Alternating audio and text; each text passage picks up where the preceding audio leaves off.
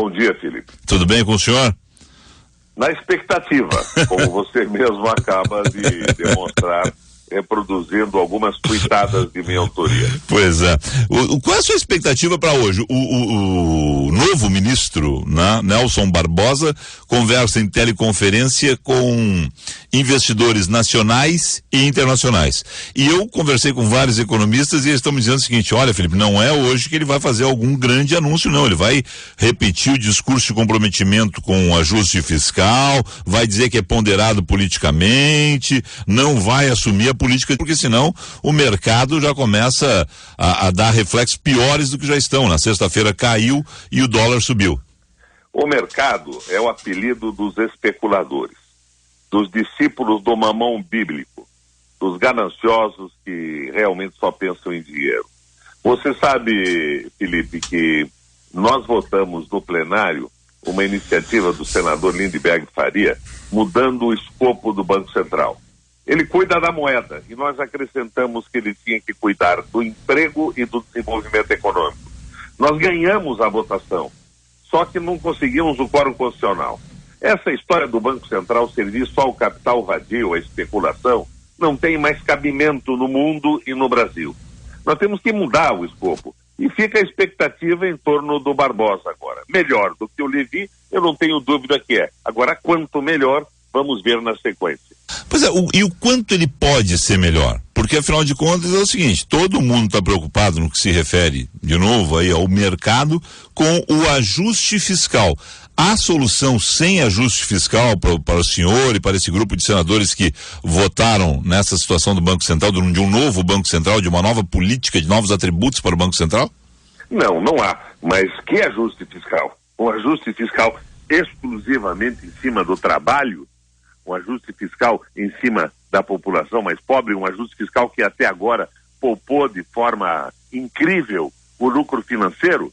Você sabe, Felipe, que o nosso Brasil, junto com a Estônia, são os dois únicos países do mundo que não tributam dividendo de empresa, das grandes empresas, dividendos bancários. São dois países no planeta. Não tem cabimento isso. Ajuste fiscal desde que caia em cima de todas as faixas de contribuição do país. Hoje, continuam batendo recordes de lucratividade e o governo falava até agora, pela voz do Levi, de aferrar em cima do salário, da previdência, da saúde e da educação. Vamos ver se isso muda. E se isso mudar, nós estaremos num bom caminho. O senhor é um grande frasista, sempre foi assim a sua vida toda, né? E no Twitter, o senhor cabe muito bem no Twitter porque o senhor dá paulada seca, né? Sempre é frase curta. A respeito... E não pode ser longa. Não, mas é que o senhor tem esse poder de vez em quando o senhor dá um longo discurso, mas o senhor sempre teve essa frase curta forte, né? O que impacta mais. E no Twitter isso fica bom, a gente está acompanhando aqui. Coisa de jornalista, né, Felipe? Aí no Twitter o senhor fez uma frase que é o seguinte: e em cima disso que o senhor falava agora do Brasil e da Estônia, o pato da Fiesp. A Fiesp não precisa pagar o pato, pagar impostos já seria suficiente, vírgula. Não acha? Ponto de interrogação. É uma sonegação fantástica no Brasil por parte do empresariado. Uma sonegação ciclópica. E eles estão reclamando, e eu acho que se eles começassem a pagar imposto direitinho, já melhorava bastante a situação. O sonegômetro é simplesmente uma coisa doida no país. Mas também cá entre nós. Isso tudo é gerado em função de uma falta de credibilidade da política econômica também, né? Vamos sempre mediar as frases que fazemos. Agora, a sonegação tem que acabar. E só quem não escapa de imposto no Brasil é o trabalhador que paga na folha. Arrecada na fonte já, e aí não tem como pegar e fazer. Os seus colegas do Salão Verde, os deputados federais, não, o senhor está no Senado, mas ali do lado hoje dizem que 42 apoiam o impeachment, 31 rejeitam o impeachment, 27 não se definiram. É a pesquisa Datafolha publicada a respeito desse processo de impeachment. No que vai dar isso com a sua experiência em Brasília? Isso já acabou. Não vai haver impeachment de forma alguma. Até porque não passa no Senado. O problema não é o impeachment. A Dilma é uma pessoa séria. Ninguém contesta a seriedade pessoal da Presidente da República. O problema é a economia. Você lembra que na campanha do Bill Clinton nos Estados Unidos perguntaram para o James Carville, o principal marqueteiro dele, não, o que você acha? Como é que vai ser o programa e tal? Ele respondeu, é a economia, estúpido. A economia é que derruba tudo. E agora temos a possibilidade de ver com o Barbosa uma inflexão. Eu sou cético, mas os céticos se diferenciam dos cínicos, que os cínicos já não acreditam em mais nada. E o cético não acreditando tem uma vontade enorme de voltar a acreditar. A inflexão, o senhor fala uma inflexão à esquerda, isso seria bom nesse momento? Uma inflexão nacionalista, Felipe, nacionalista. Uma inflexão que pense no desenvolvimento econômico no Brasil, nos nossos valores. Nós temos sido, ao longo da história, um país para os outros, né? Desde o pau-brasil, do mate, do café, dos ciclos econômicos, sempre para fora. Nós precisamos ser para dentro agora. Nos preocupar com o mercado interno, com o desenvolvimento, com o crescimento econômico. Deixar de ser um país subordinado a interesses do capital financeiro planetário. Quando o senhor falou na resposta anterior que o impeachment está enterrado, está sepultado, porque no Senado não passa, qual é a sua visão sobre os processos no Tribunal Superior Eleitoral? E o senhor produziu um documento, a sua assessoria produziu um documento a respeito do Tribunal de Contas da União. Ali vocês desmancham os argumentos das pedaladas, mas ainda tem o TCE. Porque as pedaladas, na verdade, foram dadas pelo Supremo Tribunal Federal. Ele também teve um aumento, uma suplementação feita por decreto que não foi votado. O Tribunal de Contas da União, da República e o Superior Tribunal de Justiça. Então eles tinham que se autodissolver antes de começar a falar sobre isso, porque fizeram a mesma coisa. E fizeram a mesma coisa porque o país não pode parar. Nos Estados Unidos há um dispositivo que, se o Congresso não aprovar essas suplementações, para a economia do país. Então, cada vez é aquela briga entre os democratas e os republicanos, uma coisa trágica. Não é assim no Brasil. Nós não podemos parar o Estado. Então, essa história de pedalada é uma tapeação. Itamar Franco deu, Fernando Henrique deu, e tudo isso é um pretexto que vem atrás de uma crise econômica e política para ver se derrubam a Dilma. Agora, o que querem os que querem derrubar a Dilma? Eles querem exatamente o que o Levi vinha fazendo, mas eles querem mais arroxo. Eles querem corte definitivo na educação, na saúde, o fim da CLT, das garantias trabalhistas. Isso tudo é muito ruim para o país. Eu vejo, Vieira, que há no mundo inteiro, depois da última guerra, quando surgiu o Estado Social, o Estado com as garantias trabalhistas, sociais, os direitos humanos, uma reação do capital financeiro, do capital vadio, do mamão bíblico. Eles querem precarizar o executivo e, dando poderes absolutos ao Banco Central na mão dos especuladores, ficaria encarregado só da repressão ao povo que protesta. Eles querem precarizar o parlamento, acabando com os partidos e instituindo definitivamente o financiamento de pessoas jurídicas de campanha. Então não teríamos mais parlamentares do PT, do PMDB, de qualquer partido, mas simples mandaletes do poder econômico, e querem, acima de tudo, precarizar o trabalho. No momento de recessão e crise, fica valendo o acordo coletivo e desaparece a garantia trabalhista.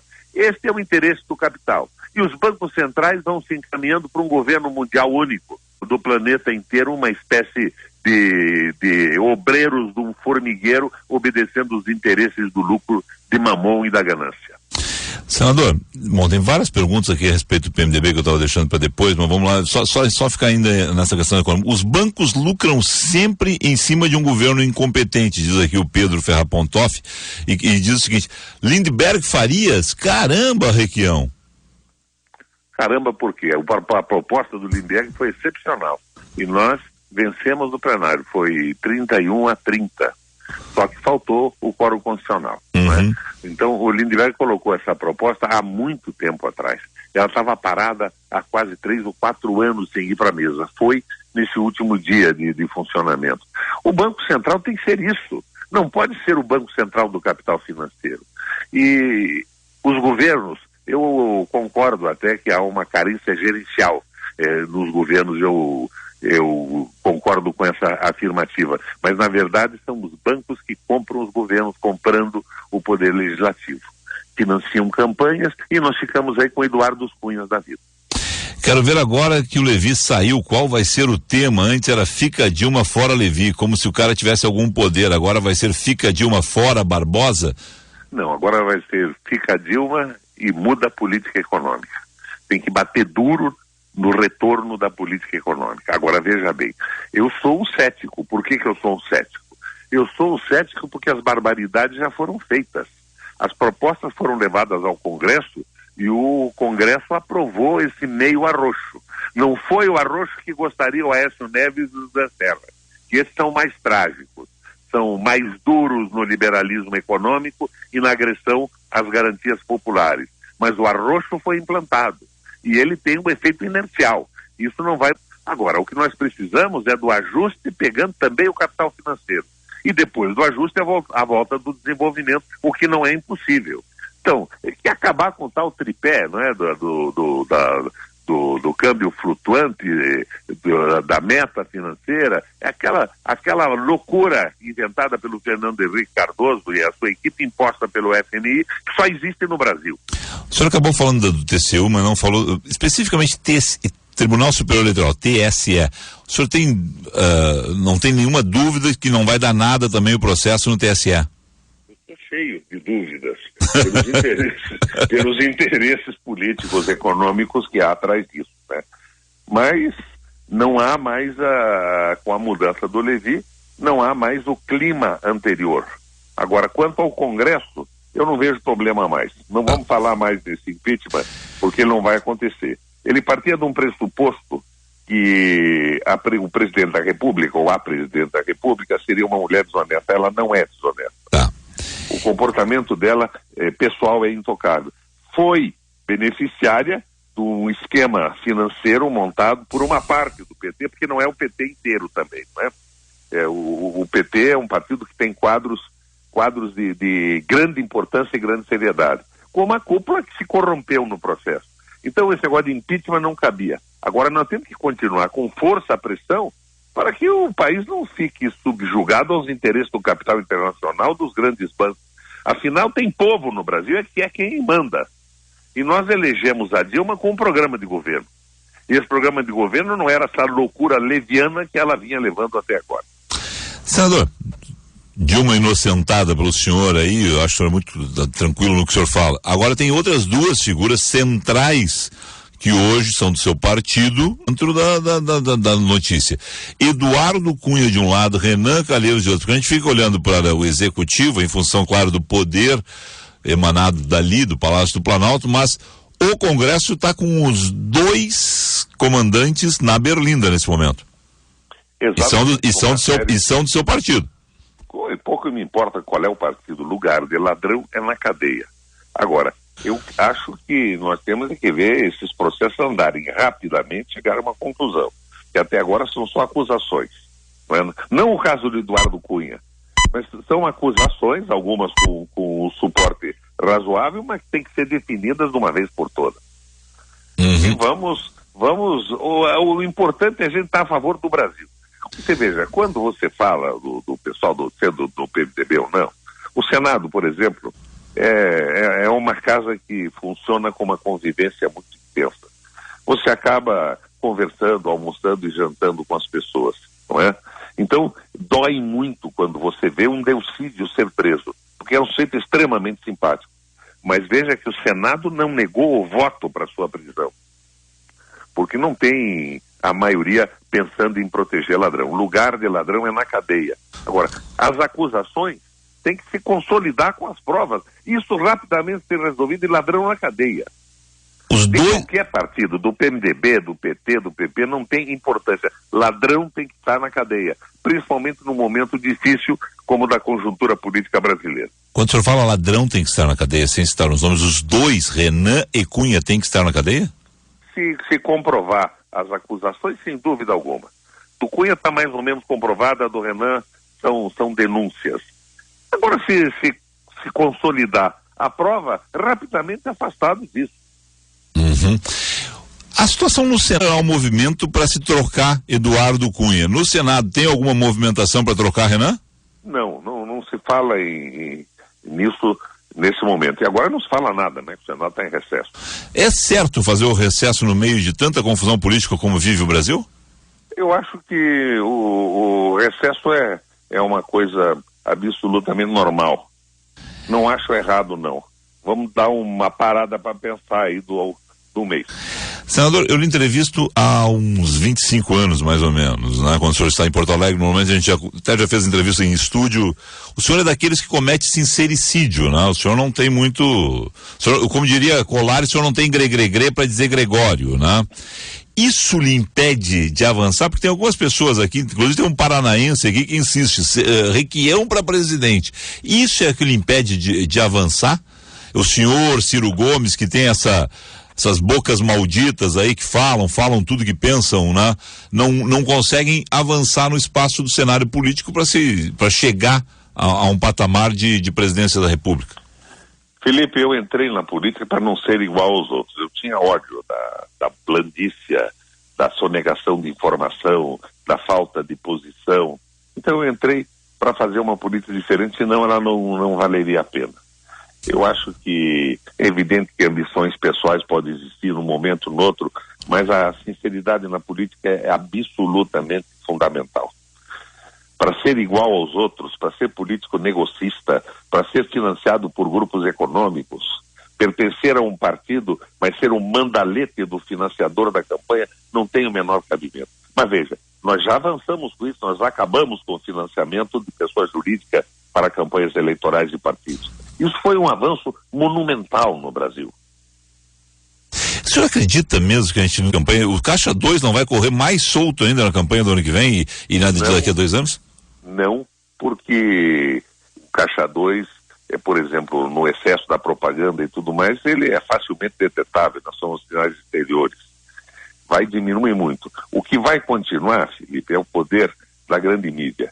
Eu fiz aprovar no Congresso o direito de resposta, que evita que uma rede como a Globo faça acusações caluniosas numa véspera de eleição e o sujeito não possa responder. Ele vai responder como o Brizola 5 anos depois de ter sido acusado, julgado e condenado pela grande mídia. Então o direito de resposta tem que ser rápido. Não é? E aliás, o direito de resposta passa a não ter significação alguma se, por exemplo, a rádio, quando fizer uma acusação, der a possibilidade imediata do sujeito responder. Que é o que a gente procura fazer sempre. Direito ao contraditório, né? Senão você condena uma pessoa na mídia, diante da opinião pública de milhões de pessoas, sem que ele possa dar a sua palavra. É como se um juiz fosse abrir um processo e o sujeito dissesse, bom, mas agora fala meu advogado. E o juiz, não, seu advogado não fala. Você foi acusado, está sendo julgado por mim, condenado, sem que possa colocar suas razões. Então, é esse o espírito da questão. Porque o agredido pode, às vezes, até ser culpado mesmo, mas mesmo o culpado tem direito ao contraditório. Eu me inspirei naquele caso da escola de base em São Paulo. Você perfeito.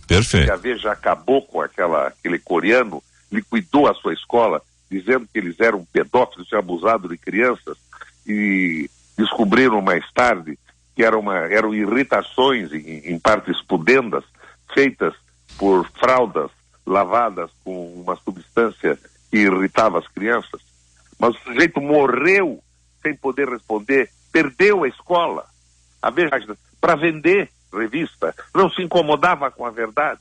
Então, tem que haver um contraditório, como existe no mundo inteiro. Agora, há um desespero dos grandes meios de comunicação em relação a isso. Eles querem o direito de acusar, de julgar e de condenar. Tem que o acusado tenha a possibilidade de esboçar sua defesa. Eu não me lembrava que era... Mesmo o criminoso tem direito à defesa. Eu não me lembrava que era o senhor o autor da lei, então deixa eu só lhe questionar, porque o ministro Toffoli, né, suspendeu aquele artigo da nova lei do direito de resposta aí que estabelecia que somente uma decisão colegiada poderia suspender o direito de resposta concedido por um juiz, né? Pela decisão agora, um desembargador em decisão individual pode suspender o direito de resposta. Modifica muito a sua lei, modifica muito o espírito da lei? Veja bem, eu sou autor da lei, o relator do projeto final foi o senador Pedro Táxi, que hoje é governador de Mato Grosso. Quando ele pôs aquele princípio, foi a pedido da imprensa, porque eles achavam que o juiz negando em primeira instância, eles iam com o colegiado dificultar de forma fantástica a obtenção do direito de resposta, que tinha que se reunir um colegiado. Eles esqueceram que tinha duas mãos, que era a dificuldade da correção da sentença, da decisão que negava, mas era a dificuldade também da que concedia. Não é meu esse artigo. Eu não acho que não tem grande importância isso, não. Eu não teria feito assim. Tá. Só para fechar uma última questão ainda envolvendo justiça, né? A oposição quer alterar o regimento da Câmara dos Deputados. Eu sei que o senhor é senador, mas vamos lá, o senhor acompanha toda essa política para viabilizar as candidaturas avulsas na comissão que vai analisar o pedido de impeachment da presidente Dilma Rousseff. Com esse movimento, a oposição está esperando contornar aquelas restrições impostas pelo o rito do processo na semana passada. O governo e o PT vão recorrer ao Supremo contra a iniciativa, vai mais uma vez o Supremo ser chamado. Isso não é ruim, né? Essa judicialização da política a todo momento, hein? Não tem... Na verdade, eu acho que o tribunal, o STF, fez uma verdadeira farra de julgamento. Cada um inventou o que queria. Eu sou presidente do Parlamento Europeu Latino-Americano, com sede em Bruxelas e em Estrasburgo. Eu sou vice-presidente do Parlatino, com sede no Panamá. E eu sou presidente da seção brasileira do Parlasul e já fui vice-presidente, potencialmente presidente rotativo, que a gente vai trocando todo ano. Mas hoje eu recuei para presidente da seção brasileira, que eu estava com encargo demais. Em todos os parlamentos, os partidos indicam os membros de uma comissão. E quem não se conformar com a indicação se apresenta para a comissão com uma candidatura avulsa. Se você proíbe a candidatura avulsa, para que serve a eleição no plenário? Se os partidos indicam os seus membros, eles não podem ser mudados porque não tem a possibilidade de uma candidatura avulsa, não tem sentido a eleição.